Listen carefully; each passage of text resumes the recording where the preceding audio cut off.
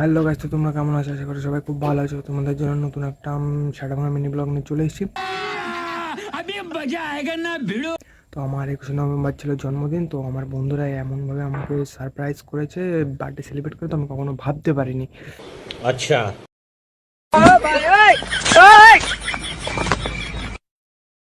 ये क्या है?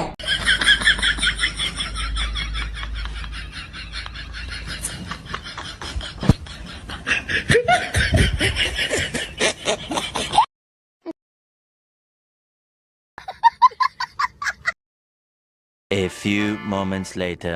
র্যাকেট খেলতে খেলতে ওরা নিয়ে চলে এসছে। তো দেখতে হচ্ছে কেক টেক নিয়ে চলে এসছে, আমি কিছুই জানতাম না। তো कौन है ये लोग?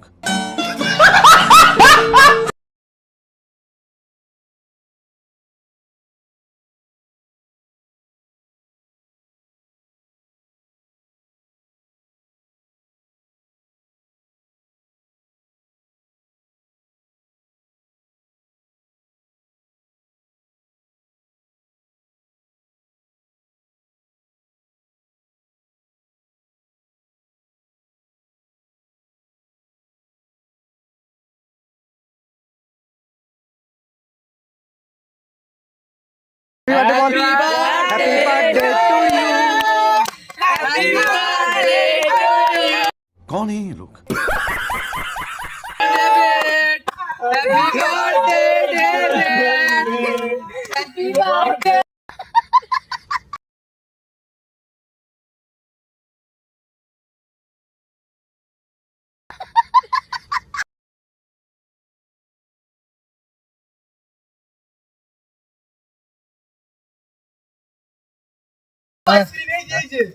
তো গাইস দেখতে পাচ্ছ আমার চুলের অবস্থাটা পুরো একদম গা মেরে গিয়েছে।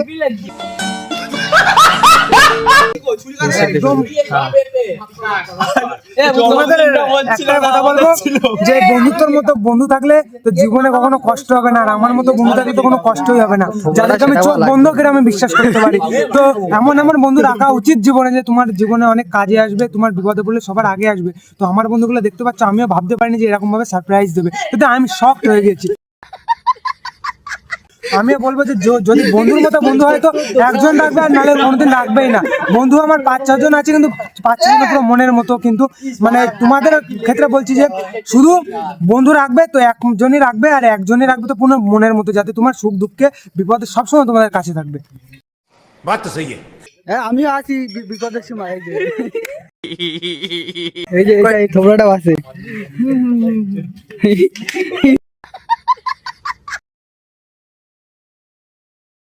शाबाश बेटा। শ্যাম্পু মাখাচ্ছিস? আর কি না, শ্যাম্পু মাখাচ্ছিস তো না? হ্যাঁ শ্যাম্পু, সেই লেভেলে শ্যাম্পু, নষ্ট হয়ে যাবে। কিচ্ছু হবে না। শ্যাম্পু না রে বন্ধু, এখানে চলে এই আমাদের কি বলে ভীম সাবান।